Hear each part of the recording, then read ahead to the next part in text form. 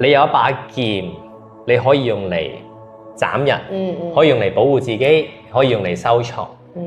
咁冥想或者思想啦，都係一把劍嚟嘅。咁最純粹嘅人啦，就係去到嗰個狀態啦，或者你去到一啲寺廟啊，或者去印度啦，咁啲人就坐喺度就慢慢就，咁佢就 pass away 就過身嘅啦，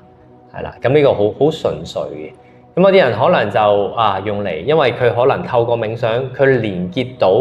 一啲，即係呢個就唔科學化噶啦，就一啲可能真係其他能量粒子，其他係啦，即係連結到一啲嘢，佢就有啲某啲嘅能力。咁睇下佢點樣運用，有啲就用嚟可能會恐嚇人啦，有啲用嚟生財啊，有啲貪念啊，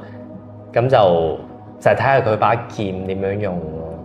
咁一般如果即係我嘅學習或者睇書啦，比較純潔嘅修行都係內修嘅，個意思係把劍係用嚟收藏嘅啫，把劍就唔會用嚟斬人嘅，